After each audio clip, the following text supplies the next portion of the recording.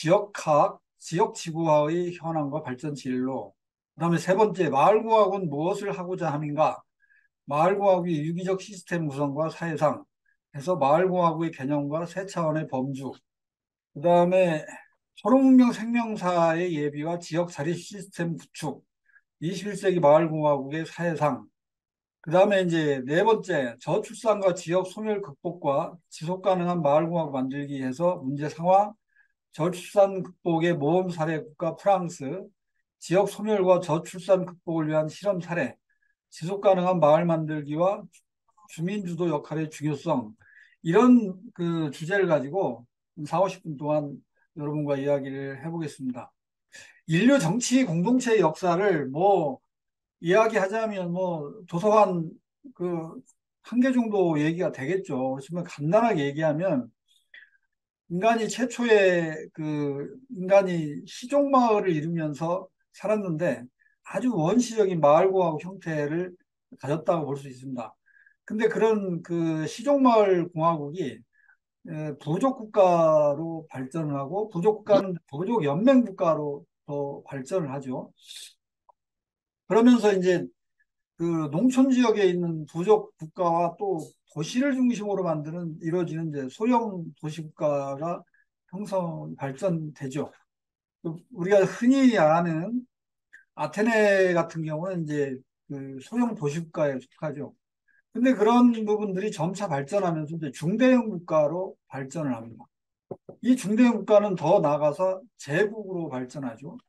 그래서 오늘날 그 뭐 팍스 로마나 같은 경우는 이제 로마 제국 뭐 이런 그 영국이 만든 그 영연방 제국, 그 다음에 뭐 지금은 이제 팍스 아메리카나라고 하죠. 미국이라는 제국이 세계 초패권을 가지고 이제 지배하는 제국 통치의 세계 통치의 시대인데, 이게 4차 산업혁명 시대를 맞이해서 이제 더군다나 이제 코로나 같은 경우가 생기면서 좀 이따 얘기를 하겠지만 이제 신자유주의 세계화, 그러니까 아주 약탈 자본주의 성격의 그 승자 독식 자본주의가 거세게 세계를 휩쓸면서 이 지역이 전부 망가지죠. 그러면서 다시 지역을 그 세우는, 지역을 일도 세우고 살리는 그 지역 회복, 마을 회복 흐름과 맞물리면서 이 새로운 마을공화국의 흐름이 형성이 됩니다. 그래서 이 새로운 마을공화국 형성은 4차 산업혁명과 코로나 팬데믹 시대에 굉장히 그 거센 흐름으로 등장하기 시작하고요.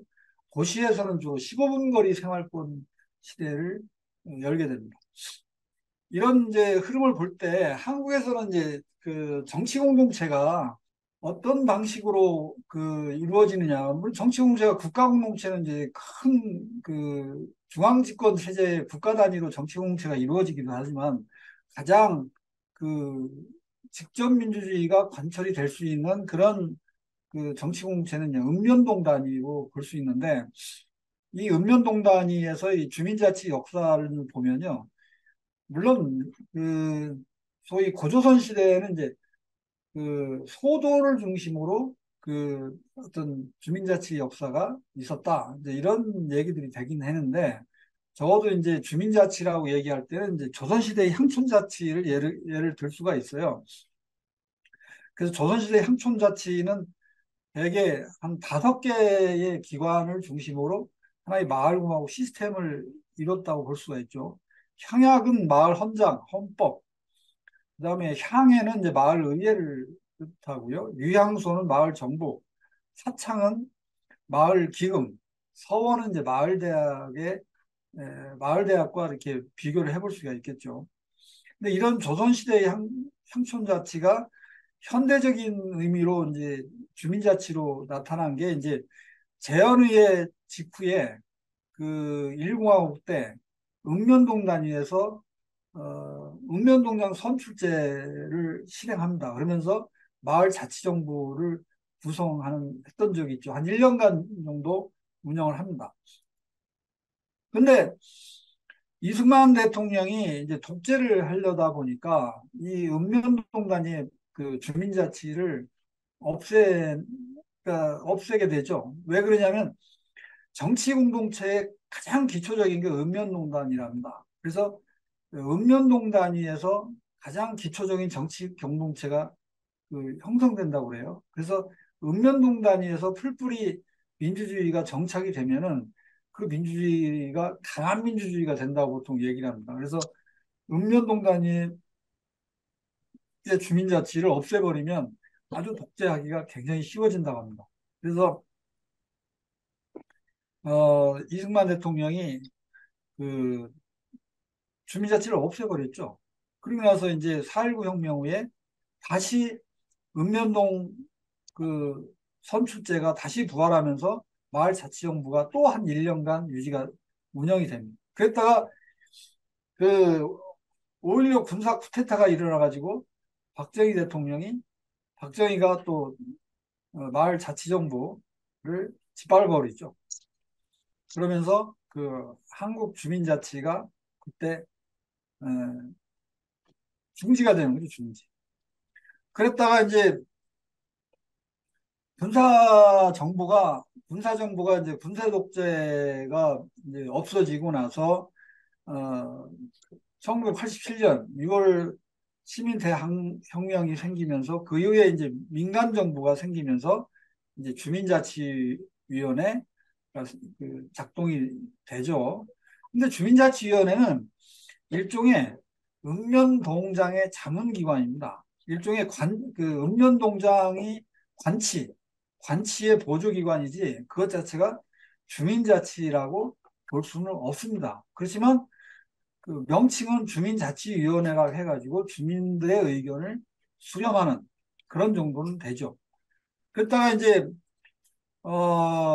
이게 주로 이제 주민자치회가 굉장히 활성화된 게 그 박원순 시장이 서울시장이 되면서 마을공동체 운동을 그, 그 굉장히 이제 그 마을공동체 운동을 일으키는 소위 이건 뭐 민간의 아주 자발적이고 주체적인 운동만이 아니라 서울시장과 민간 운동이 함께 거버넌스를 한 거죠. 민간 협치 형태의 마을공동체 운동이 전개되고 그것과 연동돼서 이제 주민자치회가 만들어집니다. 주민자치는 그 자치와 관치가 서로 협업하는 형태가 아니겠느냐.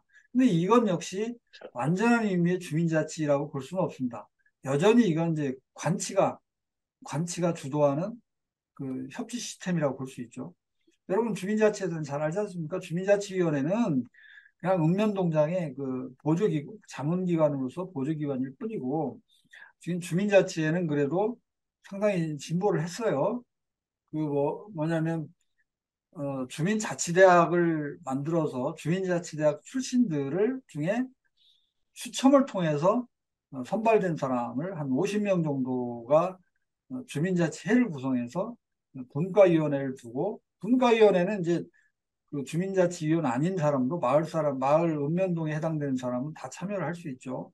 그렇게 해서 주도가 진행이 되는데 근데 이거는 저는 이제 그렇게 보고 있습니다. 주민자치위원회는 옛날 여기 그 70년대 학교를 다니는 분들은 아실 거예요. 또 호흡단이라는 게 있었어요. 그러니까 저는 주민자치위원회를 학도 호흡단에 비유를 합니다. 학생운동과 비유를 해서. 그래서 주민자치회는 당시에 학도호흡단에서 직선제 총학생회로 넘어가기 전에 간선제 학생회가 잠시 운영이 된 적이 있어요. 그런 것처럼 주민자치회는 마치 옛날 학생운동에서 간선제 학생회와 같은 위상을 갖는다. 근데 이게 이제 본격적으로 학생운동이 전개되면서 직선제 총학생회가 만들어집니다. 그래서 우리가 완전한 의미의 주민자치가 되려면 주민총회와 읍면동장 선출제가 돼서 마을 자치정부를 구성하고 해서 이제 어떤 그 마을 주민자치와 그 또 중앙행정부의 그 위임사무, 그러니까 마을 주민들의 자치사무, 고유한 자치사무와 중앙집권 국가이기 때문에 국가의 위임사무를 두 개를 이제 겸임하는 양수겹장으로 가는 형태로 마을공화국이 진행이 될 거다. 그때는 오히려 그 자치와 그 관치가 함께 가지만 이 단계에서는 자치가 오히려 관치를 앞서서 주도하는 형태가 된다고 보는 겁니다. 그러니까 주민총회와 마을자치정부가 될 때만이 읍면동장 선출제를 통해서 할 때만이 그 명실상부한 마을공화국이 만들어질 거다. 저는 이제 그렇게 보기 때문에 앞으로 이제 우리가 이제 주민자치운동이나 이제 마을공화국 운동할 때 이 부분으로 넘어가기 위한 여러 가지 이제 노력을 많이 해야 될 겁니다.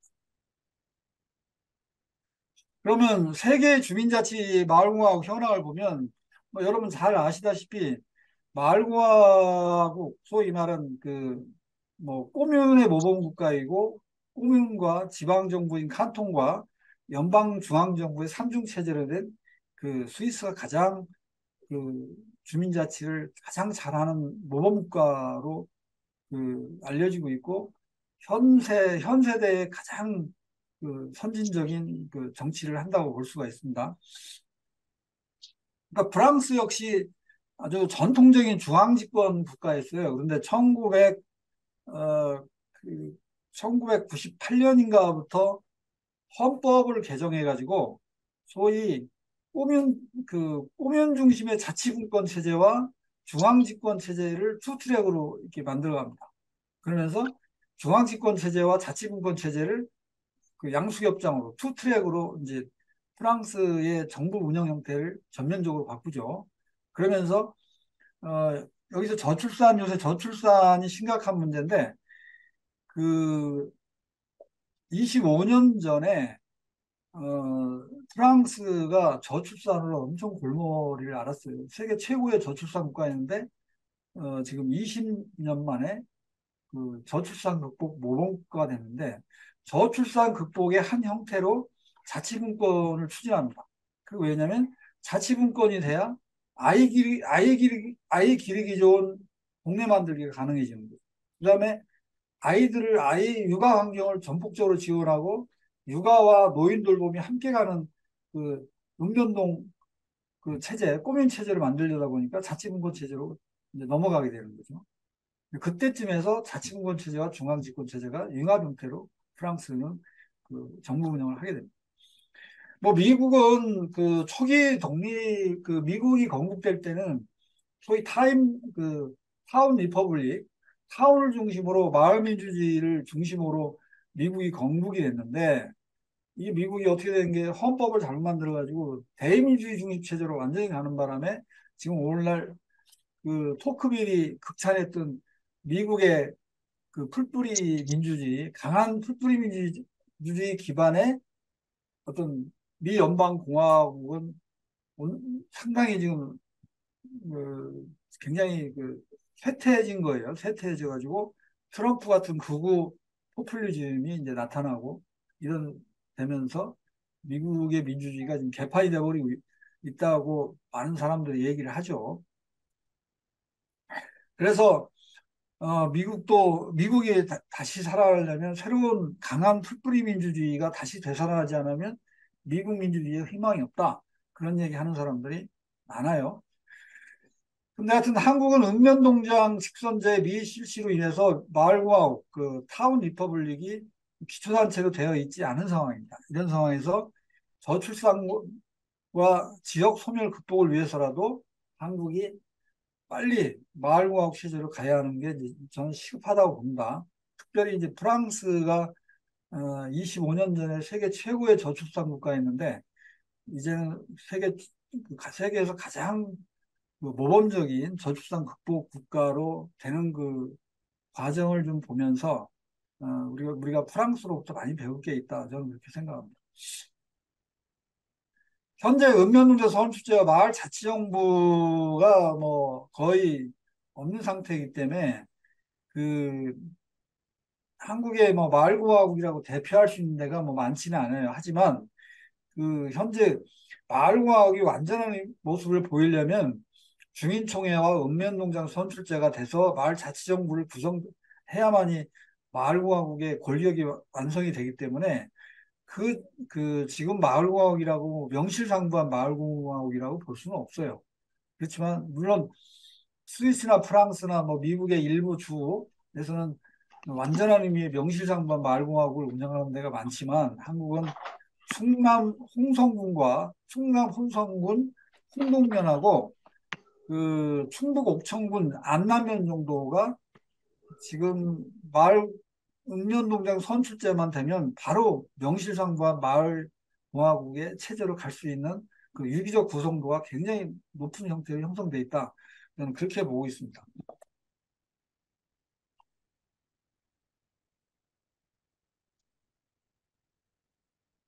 그다음에 이제 지역학의 문제인데요.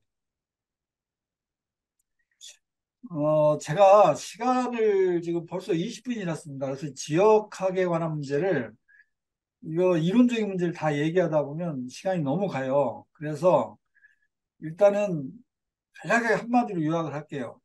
이 승자 독식 그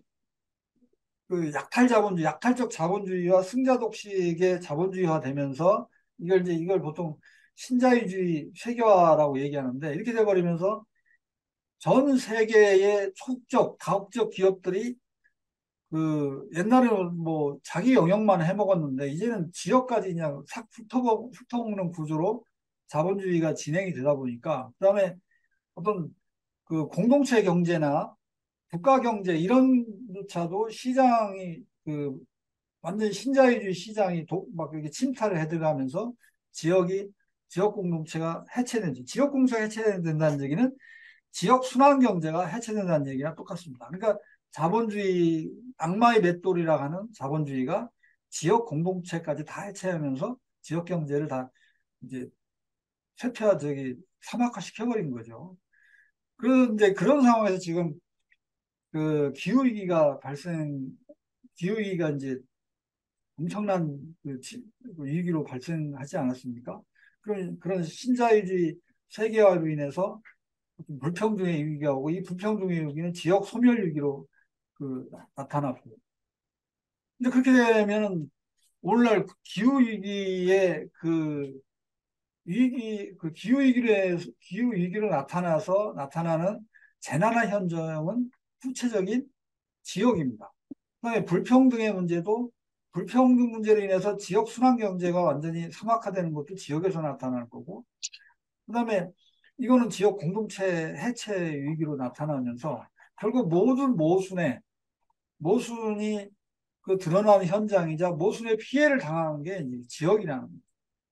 그러면 이제 지역이 다시 지역 공동체가 회복이 되고 앞으로 이제 그러려면 이제는 모든 지역 중심적 사고를 하지 않고는 이 문제를 해결할 수가 없다고 보는 거죠. 그래서 그 신자유주의 세계화의 대안은 지역화다. 근데 그 지역화라는 게 뭐냐? 지역화가 지역화가 두 종류가 있습니다. 하나는 이제 글로컬라이제이션인데 보통 지구지역화라고 그러죠. 지구적 의제를 예를 들면 뭐 생태주의 같은 뭐, ESG다, 뭐 생태주의다 이런 지구적 의제가 있으면 이 지구적 의제를 그 지역 단위에서 실현하는 일을 보통 글로컬라이제이션이라고 얘기합니다. 그 지구지역화다. 그다음에 거꾸로 지역에서 창발을 해가지고 이걸 지역에서 창발해가지고 이 지역에서 창발한 의제가 지구적 의제가 돼가지고 많은 사람들이 그걸 또 공유하는 글로컬라이제이션으로 만들어버리는 거죠. 그 지역에서 창발하는 그런 그 지역화의 시스템을 이제 노발리제이션 이렇게 해서 지역지구화다 이렇게 이름을 붙이는 거예요. 근데 이거는 어느 어느 한 가지만 되는 게 이 양쪽에 글로컬라이제이션과 노멀리제이션이 공진화되는 형태로 가지 이게 어느 한쪽만 가지 않는다는. 근데 문제는 우리가 앞으로 마을공화국이든 그 지역 단위든 무슨 일 할 때 그 지역에서 창발해서 이런 것들을 그 지구적 의제로 만들어내는 그런 지역 지구화의 노력이 돼야 진정한 의미의 지역화가 되는 거고 지역학이 성립이 되는 것이지 자꾸 지구적 의제만 갖다가 이렇게 받아들인다 할지 아니면 중앙집권 체제하에서 그 하부 구조 단위로 이렇게 스스로를 그 포지셔닝 한다 할지 이런 것들은 이제 진정한 의미의 지역화라고 볼 수가 없는 거죠. 그냥 신자유주의 세계화의 하부 단위고 중앙집권 국가 체제의 하부 단위일 뿐인 거죠. 이걸 이제 우리는 그 부정하고 소위 아까 얘기한 글로컬라이제이션과 그 글로벌리제이션이 공진화되는 형태로 가는 게 가장 바람직한데 그 중에서도 이 지역에서 지역에서 창발해서 그 의제들이 나중에 이제 성장 발전해서 지구적 의제로 발전하는 수순이 가장 그 바람직한 지역화고 지역학의 사명이다. 이제 그렇게 보는 겁니다. 자, 이 정도로 하고요. 그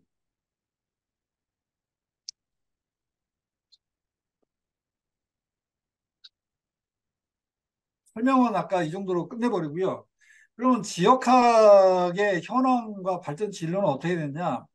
지금 현재 호남학, 영남학, 제주학 같은 게 있어요. 그다음에 각 시군구마다 시군구 단위마다 문화원과 문화재단이 있어요. 거기서 향토사학 차원에서 지역화를 얘기해요. 지역학을 얘기하는데 사실은 중앙집권 체제의 하부 단위 의식에서 시행되고 있기 때문에 이거 우리가 생각하는 진정한 의미의 지역화와 지역학하고는 상당히 거리가 멀다. 저는 그렇게 판단을 하고 있고요. 또 뭐 인문학이 번성하면서 지역 인문학이라는 이름으로 지역학을 시도하는 게 굉장히 유행이 되고 있어요. 그래서 향토사학을 문사철, 문학, 역사학, 철학의 관점에서 접근하는 지역 인문학이 많이 그 시도가 되고 있는데 대표적으로 잘하고 있는 게 이제 양천구 문화재단이 양천 동네 이야기라는 이름으로 양천구 100년을 동네 이야기 관점에서 서술하는 양천 로컬리티 청소를 발행하고 있어요. 물론 여기 말고도 모든 시군구의 문화원과 문화재단은 다 어떤 형태든 국가의 그 지자체 예산을 받아가지고 이런 지역학이나 지역 인문학 이런 거 다 어떤 식이든 책을 내고 하긴 해요. 근데 이제 홍성문, 홍동면 같은 경우가 마을신문, 풀무통신을 통해서 지역 인문학을 얘기하는 편이에요. 그 다음에 풀무학교 역사를 기술하면서 지역학의 어떤 형태를 띠는 그런 것들을 시도하고 있는데 아직 체계적이지는 않은 것 같습니다. 근데 제가 보기에 지구지역화와 지역지구화, 그 글로컬라이제이션과 글로벌리제이션이 이 공진화하는 그런 형태의 어떤 지역학, 그런 지구화 기반의 지역학이 굉장히 절실한데, 그래도 제가 볼 때는 이걸 가장 좀 잘하고 있는 데가 그 몬도라고로 유명한 그 스페인의 바스크 지역이 아닌가 그렇게 생각을 합니다. 그래서 이 바스크 지역의 몬도라곤 협동조합 복합체는 그 이 지역학을 가장 잘하는 그 원인이 이 바스크 민족주의와 지역주의가 이게 결부돼 있어요.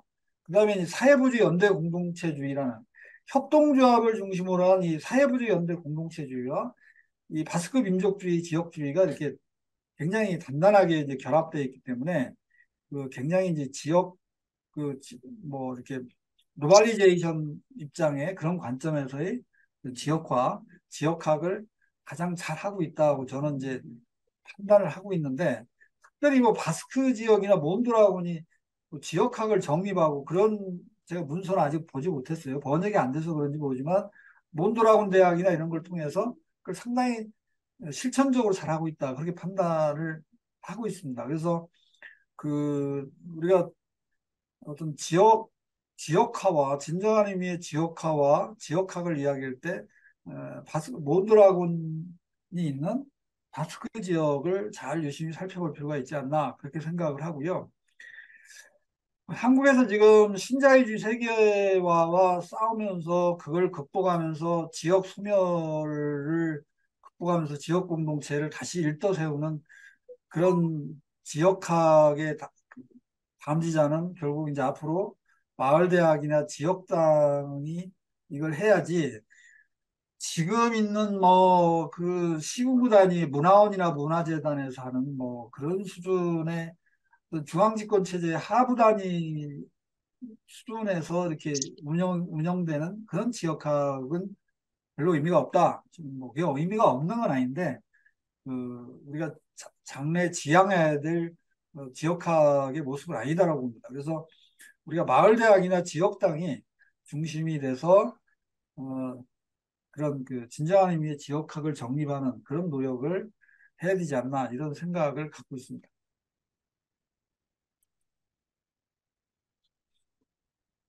벌써 30분이 됐네요. 그러면 마을공화국 무엇을 하고자 함인가?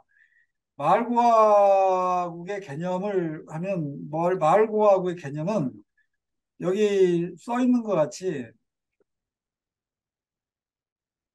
그 읍면동 단위에서 주민의 자기입법과 자기통제가 구현되어서 명실상부한 주민자치가 실현되는 모둠살이 공동체다.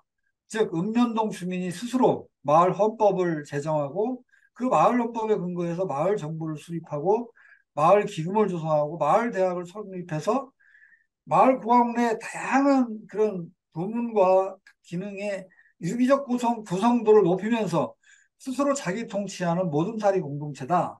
이렇게 정의를 해볼 수 있는 거죠.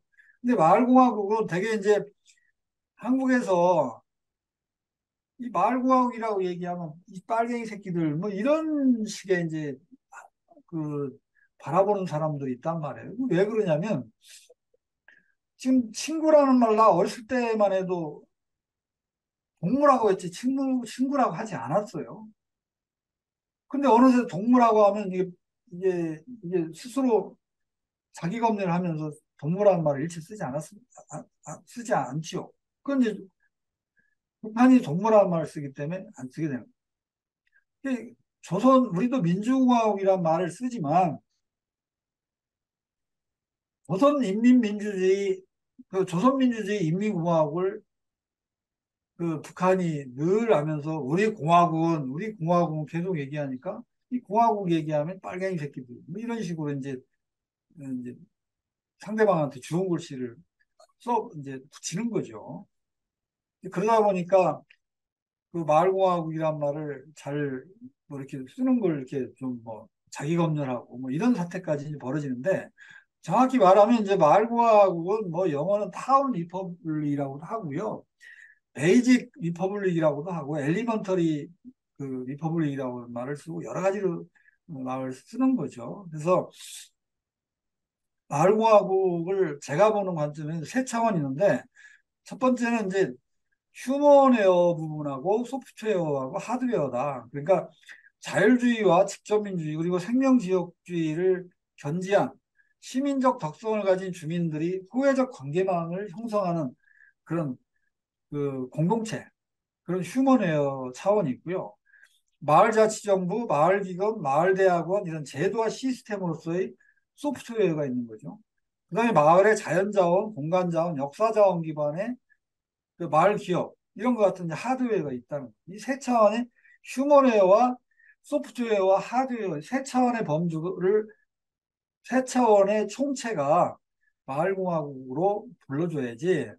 그러니까 마을 공동체 하는데 마을 공동체는 마을공화국의 한 그 부분으로밖에 볼 수 없다는 거죠. 그다음에 마을자치정부가 마을공화국을 다 대표하느냐? 그건 아니라는 거예요. 그것도 하나의 소프트웨어로서의 어떤 측면이 있는 것이지 그것이 마을공화국의 전부는 아니다라고. 그다음에 이제 초록문명 생명사를 우리가 그 예비를 해야 된다. 그러려면 이제 지역 자립 시스템이 구축이 되는데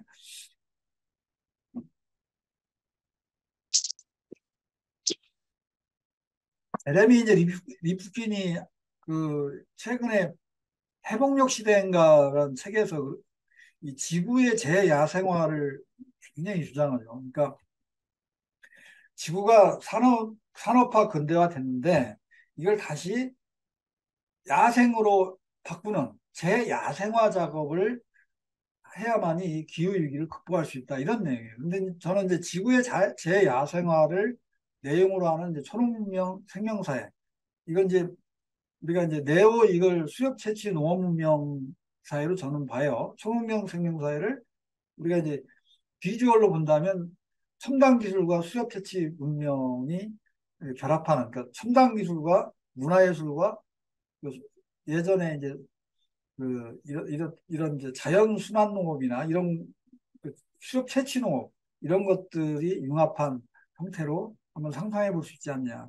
근데 그런 그 초록명 생명사회를 떠올리면서 마을공학을 만들어 간다면 지역 자립 시스템이 가장 중요한데 그러려면 그 분야에 제가 볼 때 한 16개 분야 정도가 이 마을공화국의 유기적 구성도를 높이는 분야가 될 거다. 그러니까 마을 이념, 마을 정치, 마을 경제, 마을 교육, 마을 의료, 마을 문화, 복지, 금융, 미디어, 에너지, 식량, 의생활, 식생활, 마을 재생, 마을 과학. 그러니까 이게 마을공화국은 가장 그 기초적인 정치 공동체이지만 참새도 아무리 작은 가장 참새 가장 작은 건 아닌데요. 보통 작은 새를 얘기할 때 참새라고 얘기하는데 참새도 짝딱해서 오장육부가 없는 게 아니죠. 작은 참새조차도 오장육부를 다 갖추고 있다는 거죠. 그런 것처럼 마을공화국도 가장 정치의 기본단위이긴 하지만 그 인간 살림살이에 가장 기본적인 16개 분야가 다 있어야 그 마을공화국으로서 그 명실상부하다는 거죠. 그래서 이제 이런 그 참새 오장육부와도 같은 그 유기적 시스템을 가진 이 그 마을공화국이 지역 자립 시스템을 만들려면 탄소 배출 제로 에너지 자립 시스템, 15차 융복합 창의 산업 기반의 식량 자립 시스템, 마을 대학원 기반의 교육 자립 시스템, 3세대 공감 공동체 기반의 의료 자립 시스템, 통유인문학과 잔치 기반 마당의 문화 자립 시스템, 직접 수기민주적 소통 공감 커뮤니케이션, 그리고 마을 미래 기반의 이 타운 리퍼블릭 정치 자립 시스템, 적정 기술 실용화 기반의 기술 자립 시스템, 지역화폐와 블록체인 기반의 금융 자립 시스템 이런 것들이 계속 우리가 이제 앞으로 마을 공화국을 만들어 가려면 이런 걸 계속 이제 더 정교하게 더 시스템적으로 만들어 가야 된다. 여기서 제가 이제 마을 대학원이라는 말을 쓰는데요. 그래서 대자가 이을 대자예요. 그 다음에 학자가 배울 학자고 원자가 우리가 뭐 학원 할 때 그 원자가 아닙니다. 그 유치원 할 때 정원 정자입니다. 그래서 요람의 마을 공동체 내에서 요람에서 무덤까지 세대 간의 세대를 이어 이루어지는 평생학습 시스템을 의미합니다. 그래서 마을대학원 모델은 파머 컬처 유치원, 마을 초중고, 마을 대한대학, 대한대학원, 웰레이징과 웰다잉 학교 같은 숙치원. 보통 양로원을 우리는 숙치원으로 하자. 왜냐하면 지금 양로원은 이렇게 사람들을 수용소처럼 묶어놓고 이렇게 관리를 하잖아요. 이제는 우리가 마을 공체가 잘 되면 서로 통합 돌봄 시스템이 돼 있으면 사회적 농장을 만들어 가지고 아이와 노인과 반려동물이 그 농장을 중심으로 그 휠체어를 타고 다니면서도 그 일도 해요. 그 스마트 농업 같은 것도 할 수 있고 뭐 메주 담그는 거, 뭐 고추 따기, 뭐 하여튼 간단한 것들은 그 휠체어 도로를 다 만들어서 그런 일을 하면서 반려동물을 돌보기도 하고 반려동물을 키우기도 하고 뭐 요새 유치원 애들을 노인들하고 바로 붙여놓지는 않지만 어느 일정한 시기는 유치원 교사가 통제하에 그 할머니 할아버지들하고 노는 시간도 갖고 있고 지금 유럽에서 이제 그런 사회적 농장과 그 이런 이제 마을 시스템이 그 양로원, 사회적 농장, 뭐 반려동물 동물 농장 이런 것들이 결합되는 형태로 가고 있죠. 그런 것들을 우리가 이제 마을에서 그런 일들을 좀 해가야 된다. 그런 생각을 제가 갖고만 있지 아직 모델을 좀 못 만들고 있습니다. 제가 이제 좀 오래 살면 이걸 만들어 보고 싶은 생각이 있습니다. 그 다음에 지금 38분인데요. 그 중요한 단락을 제 PPT 강의안을 여러분들 그 단톡방에 올려놓을 테니까 그걸 이제 보시면 되니까 제가 이제 제목만 주로 얘기를 할게요. 20세기 마을공화국의 사회상을 한 9가지로 한번 봤어요. 그래서 청년의 눈물을 알고 노인의 불안을 모두 이해할 줄 아는 시니어 세대가 주도하는 3세대 공감 마을. 만남과 소통, 공감을 통하여 마음의 고향을 만들고 제2의 가족을 만들면서 100세 시대 초고령 사회를 축복된 삶으로 함께 만들어가는 사회적 가족 마을, 삼도리와 다문화의 협업 마을. 이거 얘기하려면 길어지고, 농촌을 도시의 정원을 가꾸고 다시 도시를 농촌의 활력지대로 재생시켜서 도시와 농촌을 상생융합시키는 초록영록 미래 도시마을. 요람에서 구성까지 웰빙, 웰에이징, 웰다잉의 삶을 3세대가 교학상장하는 평생교육마을. 죽기 직전까지 사람의 향기를 느끼며 살 수 있어 노년의 공포가 없는 노인 안심마을. 젊은이들에게 15차 융합 창의산업의 상상력과 공간이 제공되고 멘토멘티 교육 시스템이 이루어지는 청년무학금터마을. 공동체 화폐와 공동체 금융 등 다양한 방식으로 기본소득제를 구현하여 미래 불안을 얻게 하는 사회적 안전망 마을. 이게 이미 공동체 화폐 컬피코인을 현기촌 행복마을은 이미 기본소득제를 자체적으로 좀 실험을 하고 오늘 공채 같은 경우는 이미 공동체 금융을 통해서 공동체 기본소득제를 완벽하게 해내고 있어요. 그다음에 지구 생태계 위기와 양극화 위기를 극복하는 독립과 전환의 생태공체 마을, 산악, 주유, 문의가 일체화된 작은 공화국과 같은 오래된 미래 마을, 뭐 이렇게 해봤고요. 저출산과 지역 소멸 극복과 지속 가능한 마을 공화국 만들기, 이 부분도 제가 얘기하면 굉장히 길어요. 그래서 뭐 이거는 나중에 얘기하겠습니다만 제가 책을 썼는데 그 책에서 뭐 이런 부분 다 나와 있기 때문에 혹시 관심 있는 분들은 이제 책을 참고하시면 좋을 것 같습니다. 음, 그다음에 이제 지역 소멸과 저출산 극복을 위한 실험 사례. 이게 이제 지금 제가 진도군 소행성 마을 프로젝트에 일부 관여를 하고 있는데 거기에서 이제 333 전략이라는 게 있어요. 그 소행성 마을에서 하는 건데 이 소행성 마을 프로젝트는 일종의 전환마을 프로젝트입니다. 그래서 전환마을은 생명지역주의와 공동체성에 기반해서 기존의 마을을 탈바꿈시키고 재도약시키는 것을 목적으로 합니다. 그래서 삼도의 전략은 뭐냐면 이 귀농귀촌할 때 했는데 그 박힌 돌 원주민하고 굴러 들어온 돌 이 직접 부딪히면 굉장히 이제 농촌에서 싸움이 벌어져요. 그래가지고 결국 이 귀농귀촌에 성공하지 못하는 사례가 많은데 거기에 이제 돌아온 돌 그 마을에 그 고향에 살다가 거기서 그 지역에 살다가 중간에 이제 학교 다니면서 서울로 갔다가 다시 이제 4, 50대 돼가지고 돌아온 돌이 그 사이에 섞여 있으면 이 돌아온 돌은 그 원주민 아버지 어머니들의 생각도 잘 알고 도시에 살다가 귀농귀촌한 사람도 생각을 알기 때문에 일종의 괴면 활성제 윤활유 역할을 하면서 상도리와 결합할 때 귀농귀촌을 가장 성공사례가 가장 많다고 그래요. 그래서 보통 그 돌아온 돌이 없을 경우에 지금 농촌에서 싸움이 벌어지는 거 뭐냐면 무슨 뭐 땅을 뭐 팔거나 빈집을 팔려고 그 좀 팔아라. 귀농귀촌한 사람들이 이렇게 요청을 하면 할머니 할아버지들이 아들한테 전화를 해본단 말이야. 야 영수야 지금 이거 좀 빈집을 팔으라고 하는데 어떠냐 그러면 아 어머니 그거 무조건 2다리 뻗으세요. 안 판다고 얘기하세요. 그러면 그놈 아들이 그 돈을 막 많이 얹혀주면서 그 저기 빈집을 살려고 할 거예요. 무조건 2다리 뻗으면서 뭉개세요. 근데 이런 식의 이제 코치를 받기 때문에 이제 뭐그 귀농귀촌한 굴러 들어온 돌하고 이 박힌돌이 부딪히면 뭐 영영 평행선을 걷는 거죠. 그런데 이 돌아온 돌, 귀향인하고 원주민하고 귀농귀촌이 3자가 협업을 할 때 협업을 잘하면 그 귀농귀촌의 성과가 굉장히 이제 성공률이 높다는 겁니다. 그 다음에 또 하나는 3대. 지금 보니까 농촌에다가 그 시니어 마을, 노인 은퇴자 마을을 만들어 구상했다가 다 실패하죠. 그럼 그 마을의 지속 가능성이 없기 때문에 그런 거죠. 그러니까 3대.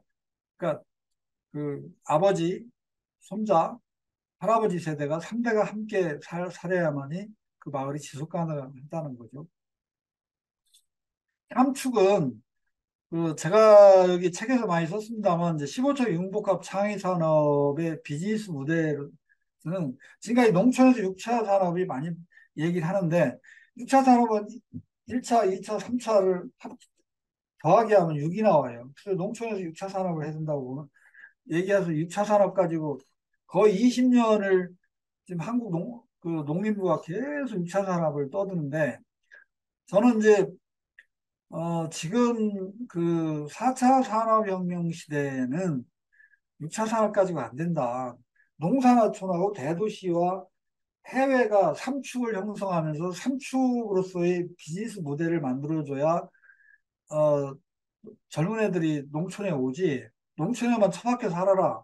그런 구조로 그 비즈니스 플랜을 짜면 젊은 사람들이 안 온다고 생각을 해요. 그리고 제 4차 산업혁명 시대에는 더군다나 글로벌라이제이션이 된 시대에 글로컬라이제이션 시대에 그게 농촌만 카테고리화 해가지고 6차 산업 방식으로 전개하는 건 그건 말이 안 된다. 저는 그렇게 생각을 합니다. 15차 용박 창의 산업은 지역 지구와 전략의 기초에서 이 제4차 산업혁명 인공지능 로봇 기반 시대의 산업적 대안이라고 저는 봅니다. 그래서 그걸 제 책에서 어, 그 정리를 좀 했어요. 15차 융합 창의 산업은 제가 여기다가 쭉 썼는데 간단하게 썼는데 그냥 한번 읽어볼게요. 15차 융합 창의 산업이란 비즈니스 주체가 4차 산업혁명의 물결과 함께 도래하는 초록문명 생명사의 흐름과 궤를 같이 하고 농산어촌을 기반으로 도시와 해외가 3축으로 유기적으로 결합된 지역 순환 경제를 구축하고 그리고 제산업이 농립어업과 문화예술과 결합하면서 꿈과 감성의 드림 소사이어티 흐름으로 나아가는 가운데 나타나는 융복합적 창의 산업을 일컫는다. 이렇게 정의를 해봤습니다. 그다음에 진도구는 소행성 플랫폼이라 가지고 그 소행성의 소는 소통입니다. 그 행은 행복이고 성장은 성장인데 성장보다는 저는 이제 성숙이라고도 이제 보는데 이런 소통, 행복, 성장이라는 세 가지 키워드로 여러 가지 이제 사업을 그 배치해서 이것이 그 지금 그 지역 소멸 대응 기금이 있어요. 그게 1년에 1조를 편성해서 10년 동안 그 10조를 이렇게 퍼붓는 계획이 돼 있어요. 그래서 그 행정안전자치부를 주관하는데 행정안전자치부가 그 지역 소멸 그 군에 해당하는 86개 군에 1년에 1조를 퍼부어요. 근데 퍼붓는 걸 무조건 퍼붓는 게 아니라, 주는 게 아니라, 그 투자 저희 계획을 제출하라고 해서, 그래서 A등급, B등급, C등급, D등급, 2등급을 매겨요. 가지고 A등급 받는 데는 150억, B등급은 120억, C등급은 100억, 다 2등급 받으면 60억, 이런 식으로 차등으로 지급해요. 근데 이제 여기 진도군도 소멸 대응 자금을 이렇게 해서 당신이 소멸 대응 자금을 주면 이렇게 그 진도군을 어 탈바꿈시키고 재조약시키겠다 이런 그 이게 투자 계획서예요.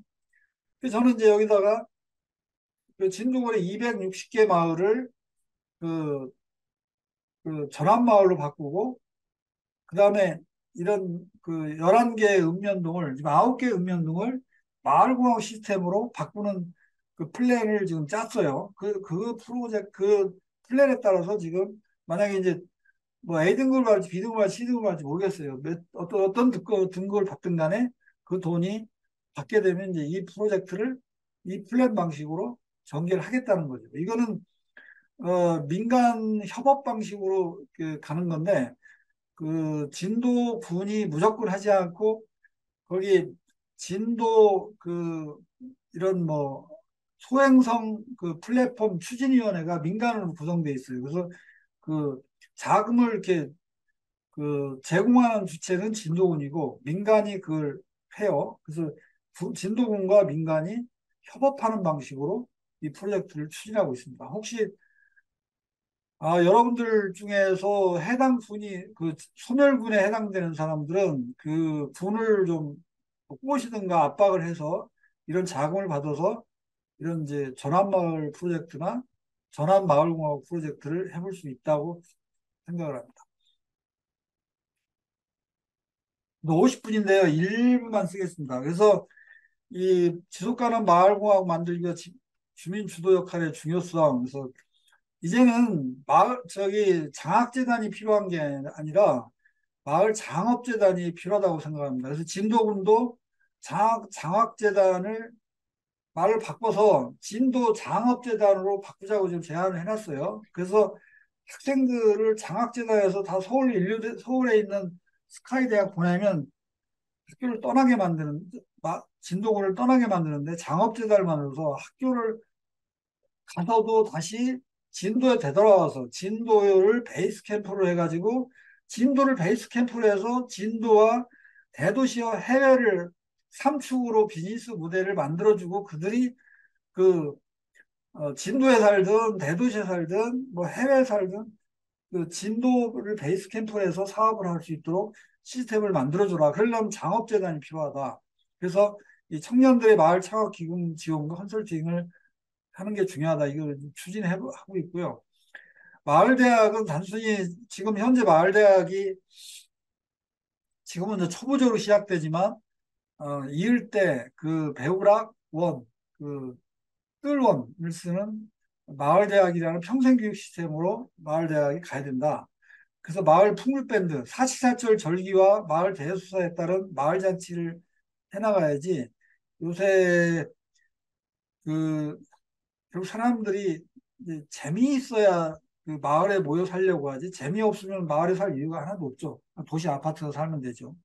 그래서 아까 얘기한 마을 주치의원과 사회적 농장, 양로원 이런 것들이 유기적 시스템을 갖출 필요가 있다. 이런 그 생각을 갖고 있는데 이런 마을공학 지속가능 마을 만들기 할 때 이런 마을 장업재단, 마을대학, 마을 풍류밴드, 마을 주치의 뭐 이런 부분들이 굉장히 중요하고 주민 주도가 이 관이 주도하는 게 아니라 주민 주도가 굉장히 중요하다. 뭐 이런 정도 얘기로 이번 강의를 마치도록 하겠습니다. 예, 수고하셨습니다. 아유, 수고하셨습니다. 수고하셨습니다. 그 뒤에 보는 그 PPT 책도 있던데 책 소개도 좀 해주시죠. 예. 제가 여러분 이거 보면요. 담대한 혁신사의 플랜, 마을공학 지구 연방 그렇게 돼 있어요. 근데 이제 위에는 마을로 간 촛불민주주의, 마을공화국, 마을연방민주공화국, 마을공화국 지구연방 이렇게 돼 있는데 여기서 여러분들 이제 문샷 가운데 문샷 싱킹이라는 말이 있어요. 이게 무슨 말이냐면 그 쉽게 얘기하면 불가능하다고 생각하는 목표를 세우고 거꾸로 밑으로부터 계획을 세워나가는 겁니다. 순차적으로. 그래서 이건 주로 이제 실리콘밸리에서 벤처기업가들이 주로 그 어떤 플랜을 짤 때 만드는 그 싱킹 방식이라고 보통 얘기해요. 그래서 이제 구글이 문샷 싱킹을 채택했다 해서 구글 플랜이라고도 합니다. 그래서 이게 뭐냐면 미국이 나사가 달나라 가는 그 프로젝트를 할 때 달나라 간다는 게 인류가 불가능하다고 생각했잖아요. 달나라 간다는 불가능한 목표를 정해놓고 그 제일 1단계 밑바닥부터 그 단계별로 순차적으로 플랜을 짜서 불가능하다고 생각한 목표를 달성한다는 얘기입니다. 그래서 이걸 다시 거꾸로 쉽게 얘기하면 보통 우리가 알던 패러다임 안에서 개선을 해봤자 10% 이상을 낼 수 없다는 겁니다. 근데 패러다임을 전환시켜서 패러다임 전환을 통해서 혁신을 해버리면 10배의 생산성을 낼 수 있다는 거죠. 이제 이런 방식의 그 사고 패턴을 문샷 싱킹이라고, 그러니까 달나라 가는 그, 그 플랜이다. 뭐 이렇게 얘기하는 이제 방식인데, 저는 이 얘기를 뭐냐면 지금 현재의 그 87년 체제, 대의민주주의 중앙집권 통치 체제 안에서는 이번에 뭐 또 총선에서 민주당이 뭐 200석을 만들고 또 뭐 지방선거하고 대선 해봐야 이 87년 체제를 바꾸지 않고는 겨우 해봐야 10% 개선밖에 안 나오는 거죠. 이래가지고 지겨워서 못하죠. 이 헬조선 신양반제 사회를 언제까지나 이 장기간을 끌고 갈 수가 없기 때문에 우리는 정치 체제를 기술을 문샷시킨 방식으로 혁신하듯이 정치 경제를 문샷시킨 방식으로 혁신하지 않고는 한국이 중진국의 함정에서 빠져가지고 선진국을 갈 수 없다라는 게 이제 제 나름의 확신이기도 하고 그런 부분들을 정리해서 제시를 한 겁니다. 그래서 87년 체제를 그 직접민주주의와 그 대의민주주의가 각각 50%씩 그 감당하면서 소위 스위스와 같은 그런 마을 연방 민주공화국 체제로 가지 않고는 한국이 더 이상 현재의 87년 체제는 완전히 헬조선 신양반제 사회를 1대 9대 90 사이를 계속 유지 발전시키는 조선시대 훈구파하고 살인파가 죽기 살기로 싸우지만 이 새끼들이 그 반상 체제, 그러니까 쌍놈들을 그 삭취하는 그런 반상 체제를 유지하는 데는 훈구파와 살인파가 철벽동맹을 하지 않습니까? 지금 국힘당하고 더민당이 현재 헬조선 신양반제 사회를 1대 9대 94를 유지하는데 서로 죽기 살기로 싸우는 것처럼 보이지만 그걸 유지 발전시키는데 동맹하고 있지 않습니까? 이걸 없지 않고는 한국 사회가 더 이상 그 중진국의 함정에 빠져서 선진국을 갈 수 없다. 그리고 지금 우리나라 불평등 지수가 지금 프랑스 대혁명 때 불평등 지수가 6.5였대요. 지금 우리가 8.8을 오르내리고 있어요. 왜 이렇게 사람들이 이렇게 어떻게 보면 엄청난 빈부격차가 심한데도 사람들이 조용히 있는 건 분단체 때문에 사람들이 이게 완전히 깍대기 씌워져 가지고 평등 문제를 제기를 못 하고 있는 거예요. 그러면 이걸 갖다가 자연스럽게 제기하려면 직접민주주의와 대의민주주의가 함께 가는 정치체제로 바꿔내지 않고는 안 되겠구나. 그런 생각을 그, 하게 된 거고요. 그래서 이제 여기 뭐 이제 이군 일민, 그다음에 뭐 직접민주, 뭐 그 민치시대 이렇게 해서 크게 세개 마당으로 해서 이제 책을 작성을 했는데 지금 오늘 강의한 부분은 그냥 막그 수박 겉핥기로 쭉 얘기를 했는데 뭐 여러분 이 책을 한번 사 보시면 뭐 제가 한 얘기들을 이렇게 논리적으로 이렇게 알기 쉽게 아니 논리적으로 이렇게 좀 정확하게 인식할 수 있는 그런 기회가 되리라고 생각합니다.